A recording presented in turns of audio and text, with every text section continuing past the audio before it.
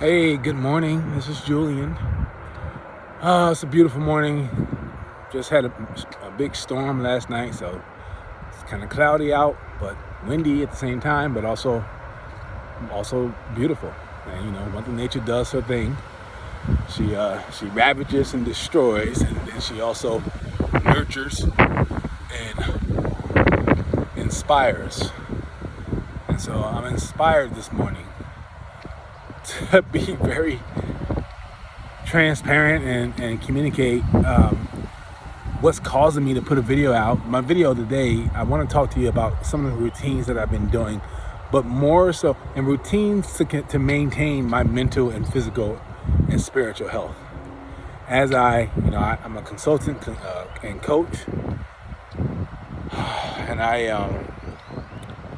had a lot of great experiences, a lot of great clients, and a lot of great peers and friends. I've also had some rough experiences, and every day can be different.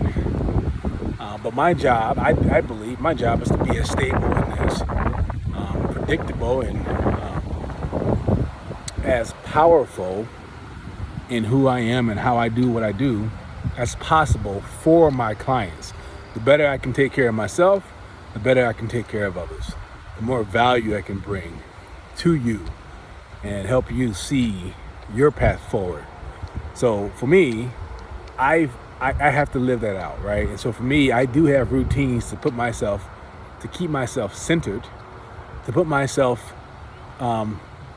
ego in check, to reflect on the day and the weeks and the years and past, but also present, and think about and prepare for how I need and want to show up.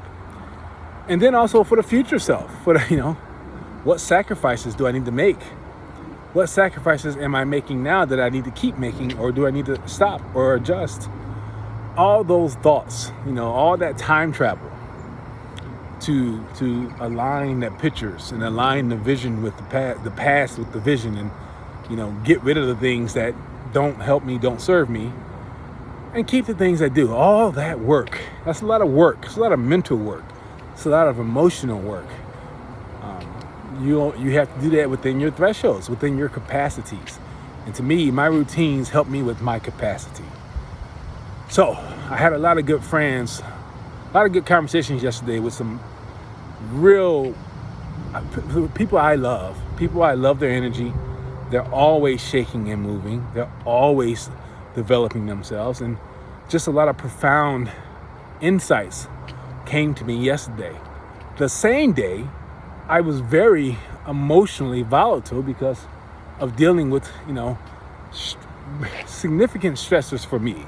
Some of my weak points came into play yesterday and across multiple domains in my life. My business front, sorry, it's not a front, but my business domain, my father, by being a father, there's some hits there for me. Husband, I definitely have some flaws and some regrettable moments as far as, not really being present with people yesterday, not being fully tolerant, or even as simple as on a personal front, playing tennis yesterday. For those that know tennis, I got smoked 6-0 to 6-1, and I'm playing tennis better than I ever had before. But yesterday I was checked out. So yesterday was all in all a very unpleasant day. It was an unpleasant day.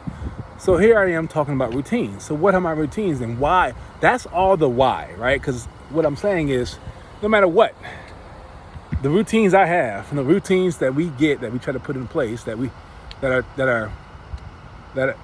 are in theory helpful for us, they're not always sufficient. It's not always sufficient. And that's the insight that my friend brought to me yesterday, right? A lot of us, you can do meditation or anything, right? Yoga, breathing exercises, whatever it is. Pet your cat, pet your dog, pet your chinchilla, and still find yourself an hour later depleted. Now, this is where I want to share with you what I'm doing, and also the insight that I have about, like, look, okay, what's the actual tools for me to turn this around, and maybe not so much the tools as just the measure. How do I measure success? How do you not catastrophize what just happened to you a minute ago and have that bleed into everything else? I'm still learning how to do that myself. And, we all are. I'm not beating myself up. I don't want anybody to think like, oh, Julian, please, everybody has bad days. No, I know. But I'm having bad days, I'm having bad days at a time where I have the most routines and my lifestyle has changed. My diet is better than it's ever been. But I also can see more. It's like an athlete. My lifestyle right now, I believe, is what I would have wanted had I dreamt up. Here's what a good, healthy lifestyle looks like. That's what I feel like I'm doing today. And while I'm living that, I saw myself revert 2 or 3 versions of myself yesterday. And I woke up this morning and I made amends, and I recognized this, and so that's what this video is about. So, but I'm in noticing that, I want to say that everything that I dreamt up may not have been enough. The lifestyle and the routines may not be enough, and they aren't enough. But it also could be that the way that you measure, the way that we measure, or we're thinking of measuring mental health and everything else, where you're walking around, you're just this sage, you're floating, you don't even need to walk. As a matter of fact, you can just float to where you're going. You're light. There's a green blue hue around you. There's an aura of godliness, or the universal connection. I believe, I'm not making fun of it. I'm saying that for those of us walking around in the flesh, life is like Mother Nature. Mother Nature is a good model for what's going on. I mean, it's up, it's down, it's left, it's right, it's hot, it's cold, there's tornadoes and hurricanes, and what season of life are you in this moment? And what region are you emphasizing and developing and nurturing and cultivating? So I've been talking for 8 minutes. Haven't told you my routines. Here's my routines. I do a sauna almost every single morning, at least 5 times a week. I sit in the sauna for 30 minutes to an hour. About 194 degrees is my ideal. And I've got a sauna where I can put the water in a it's called a BWT tank, bio water tank. And it emits soft steam. So it gets hotter than 194. That's what I'm saying. And I put essential oils in there sometimes. Sometimes I like the dry heat. So I can sauna. In the sauna, I stretch. Not so much like yoga, but I definitely stretch. And that's also therapeutic for me. The sauna is one of the best tools that I have, that I found to help me really reflect, to quiet the noise in my head, to quiet the thoughts, and to think. The highest quality thinking that I feel like I do is walking and sauna. Second routine, walking. I do mindful walks often. I try to get out and walk at least 4 times a week.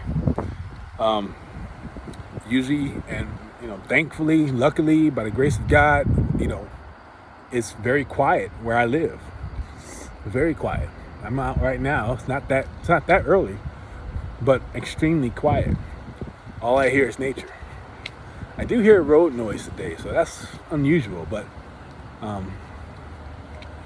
maybe folks are excited to get out as well, or get to work.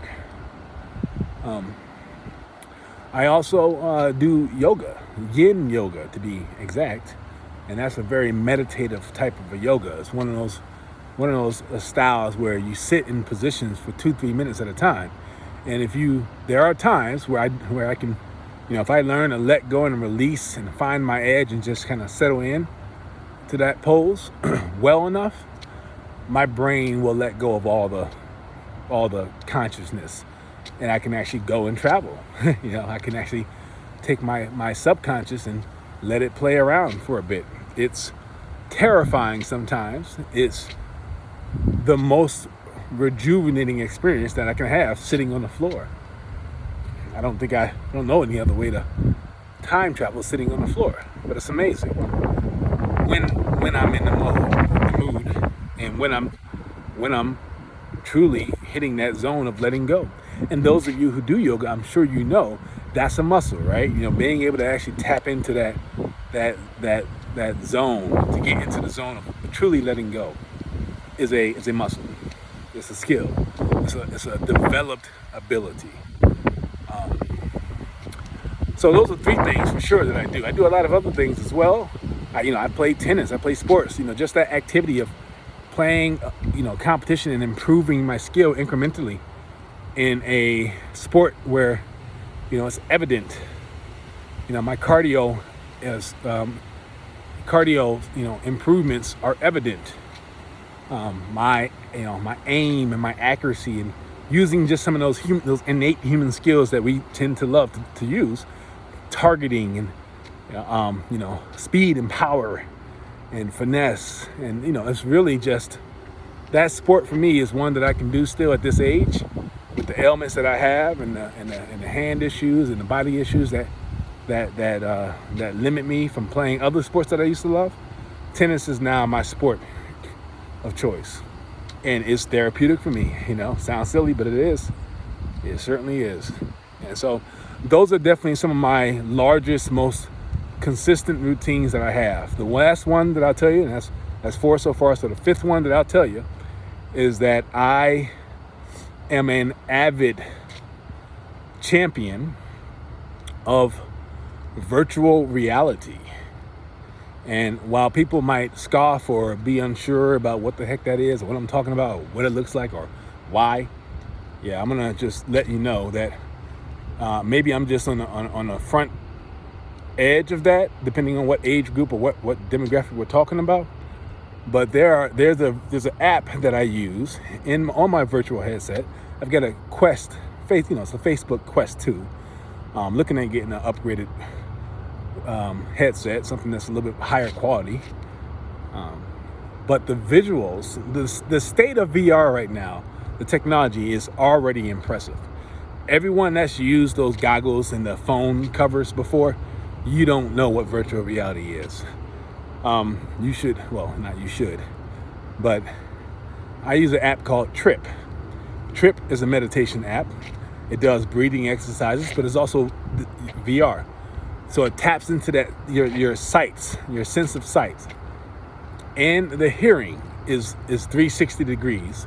So I get to see these visuals, go through these visual programs for focusing and kind of using my mind and my eyesight and looking at different settings while either having a guided meditation on any number of topics, from embracing my power to being more authentic to, just appreciating and gratitude.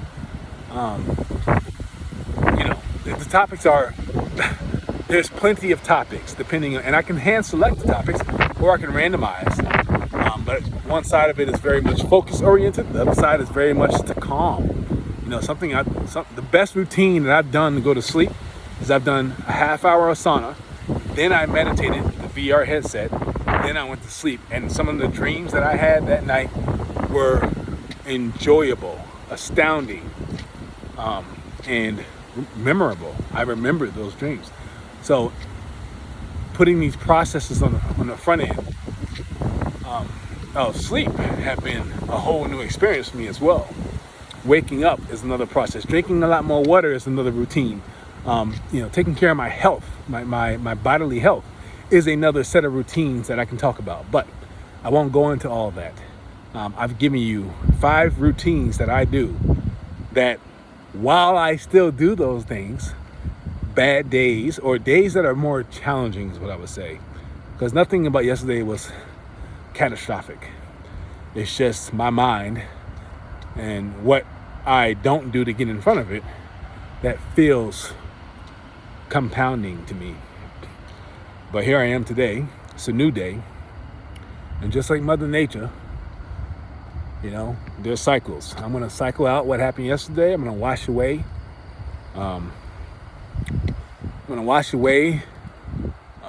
It's not washing away. I'm gonna cycle through what happened yesterday and take what's beneficial from it and then leave the rest. And so I encourage you to not do what I'm doing. I encourage you to see beyond, see beyond your routines, see beyond your problems. And let's see if we can collectively identify how to measure success, measure our health in a way that serves us and serves the people that we want to serve and be with. I hope that charge makes sense. But this has been a good talk for me, at least, and I'm looking forward to hearing if anybody registers this, resonates, or kicks up anything with any one of you. So have a great rest of your day. Stay awesome. We'll talk soon. Bye.